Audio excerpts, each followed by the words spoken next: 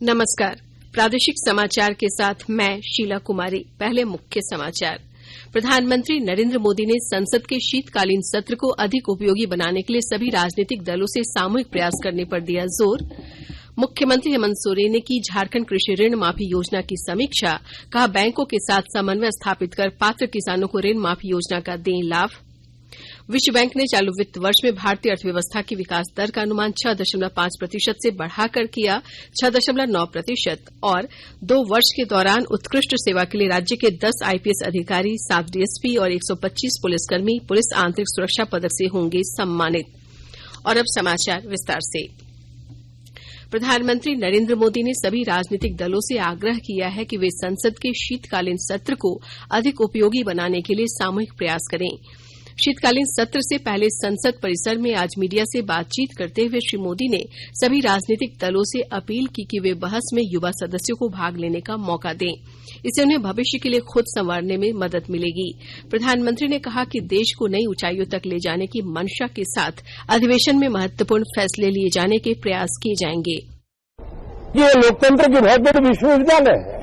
हम उससे अछूत रह जाते हैं, हमें वो सौभाग्य नहीं मिल रहा है और इसलिए सदन का चलना बहुत जरूरी है। ये सभी दल के युवा सांसदों का खास तौर पर और विपक्ष के जो सांसद हैं उनका भी ये कहना है कि डिबेट में हमें बोलने का अवसर नहीं मिलता है, उसके कारण सदन स्थगित हो जाता है, उसके कारण हमें बहुत नुकसान होता है। मैं समझता हूं कि सभी फ्लोर लीडर, सभी पार्टी लीडर हमारे इन सांसदों की वेदना को समझेंगे, उनके विकास के लिए, देश के विकास में उनके सामर्थ्य को जोड़ने के लिए, उनका जो उत्साह है, उमंग है, उनका जो तजुर्बा है, उन सब का लाभ देश को मिले, ये लोकतंत्र के लिए बहुत आवश्यक है। सत्र को महत्वपूर्ण बताते हुए प्रधानमंत्री नरेंद्र मोदी ने कहा कि ये सत्र ऐसे समय में हो रहा है जब भारत ने G20 की अध्यक्षता ग्रहण की है और देश अमृतकाल में प्रवेश कर चुका है। उन्होंने कहा कि G20 विश्व के सामने भारत की क्षमता को दर्शाने का विशेष अवसर है। मुख्यमंत्री हेमंत सोरेन ने झारखंड मंत्रालय में कल झारखंड कृषि ऋण माफी योजना JKRMY की समीक्षा की। इस दौरान अधिकारियों द्वारा मुख्यमंत्री को बताया गया कि JKRMY के तहत राज्य में 9,60,753 पात्र किसानों को ऋण माफ किया जाना था, लेकिन विभिन्न बैंकों द्वारा मात्र 6,06,000 किसानों का डाटा ही अपलोड किया जा सका है। इस पर मुख्यमंत्री ने चिंता व्यक्त करते हुए निर्देश दिया कि मुख्य सचिव की अध्यक्षता में बैंकों के साथ जल्द बैठक आयोजित कर कृषि ऋण माफी योजना के वंचित पात्र किसानों का ऋण माफ कराएं। मुख्यमंत्री ने कहा कि अधिकारी अभियान चलाकर पात्र किसानों का पंचायतवार डाटाबेस तैयार कराएं ताकि झारखंड कृषि ऋण माफी योजना के अंतर्गत उन्हें ऋण माफी का लाभ उपलब्ध कराया जा सके। बैठक में राज्य के मुख्य सचिव सुखदेव सिंह, मुख्यमंत्री के प्रधान सचिव राजीव अरुणेका सहित अन्य पदाधिकारी उपस्थित थे।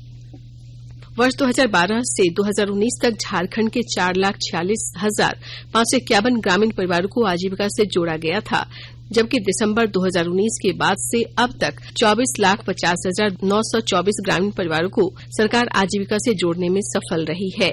इन 3 वर्षों में सखी मंडल के जरिए ये ग्रामीण परिवार लाभान्वित हुए हैं। सरकार का स्थानीय संसाधनों के आधार पर विभिन्न कार्यक्रमों के जरिए ग्रामीण महिलाओं की आजीविका संवर्धन के लिए प्रयास जारी है। ग्रामीण महिलाओं को आर्थिक रूप से सक्षम बनाने के लिए सरकार ने कोरोना संक्रमण काल के प्रथम चरण से ही प्रयास शुरू कर दिए थे। इस दौरान सरकार ने सखी मंडल की महिलाओं के उत्पाद को बाजार उपलब्ध कराने के उद्देश्य से पलाश ब्रांड को लॉन्च किया, जो अब राष्ट्रीय स्तर पर अपनी पहचान बना चुका है। गोड्डा जिले में सभी सरकारी स्कूलों में कक्षा 1 से कक्षा 8 तक के स्कूली बच्चों को मिलने वाली पोशाक के वितरण की जांच प्रारंभ हो गई है। राज्य परियोजना निदेशक किरण कुमारी पासी ने कमेटी को गोड्डा भेजा है। टीम अलग अलग प्रखंडों में जाकर इसकी जांच करेगी। रामगढ़ जिले के ग्रामीण क्षेत्रों में वित्तीय साक्षरता अभियान चलाया जा रहा है। विस्तृत ब्यौरे के साथ हमारे रामगढ़ संवाददाता। रामगढ़ जिले में विशेषकर ग्रामीण क्षेत्रों में चरणबद्ध वित्तीय साक्षरता अभियान चलाया जा रहा है। प्रधानमंत्री नरेंद्र मोदी की सोच हर व्यक्ति की हो पहचान को साकार करने के लिए रामगढ़ डाक विभाग की ओर से हर संभव प्रयास किए जा रहे हैं। इस क्रम में इंडिया पोस्ट पेमेंट बैंक एवं नाबार्ड के सहयोग से जिले के विभिन्न पंचायत भवन में बीते दिनों शिविर लगाकर 5 वर्ष तक के दर्जनों बच्चे का आधार कार्ड ऑन द स्पॉट बनाया गया। साथ ही कई लोगों के बैंक खातों को उनके आधार से लिंकेज भी कराया गया। इस दौरान इंडिया पोस्ट पेमेंट बैंक के प्रबंधक ने बताया कि प्रधानमंत्री नरेंद्र मोदी का आह्वान है कि देश के प्रत्येक व्यक्ति की पहचान होनी चाहिए। कौशल किशोर तिवारी, आकाशवाणी समाचार, रामगढ़। आकाशवाणी के ताजा तरीन समाचारों के लिए आप हमारी वेबसाइट newsonair.com पर लॉग ऑन कर सकते हैं। ताजा समाचार Twitter handle @AIR news alerts और Facebook page All India Radio news पर भी उपलब्ध है। आप प्रादेशिक समाचार एकांश के Twitter handle @AIR news Ranchi और फेसबुक, इंस्टाग्राम पेज तथा YouTube channel AIR news Ranchi पर भी हमारे बुलेटिन सुन सकते हैं। प्रादेशिक समाचार आप आकाशवाणी रांची से सुन रहे हैं। विश्व बैंक ने वित्त वर्ष 2022-23 के लिए भारतीय अर्थव्यवस्था की विकास दर का अनुमान बढ़ाकर 6.9% कर दिया है।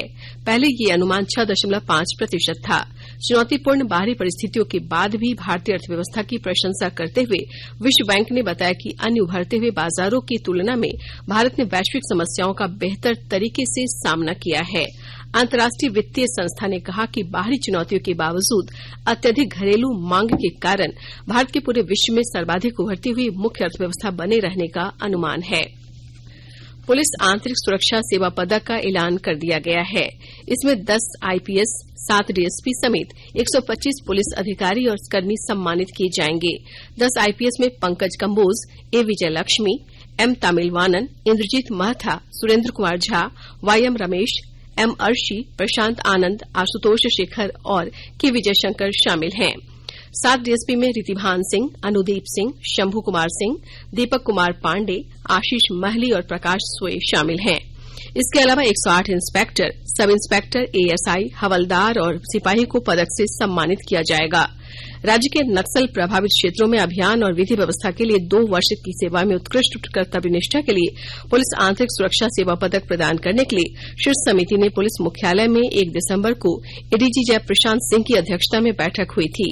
इसमें इन पुलिस अधिकारी और कर्मियों को पुलिस आंतरिक सुरक्षा सेवा पदक प्रदान करने के लिए अनुशंसा की गई थी।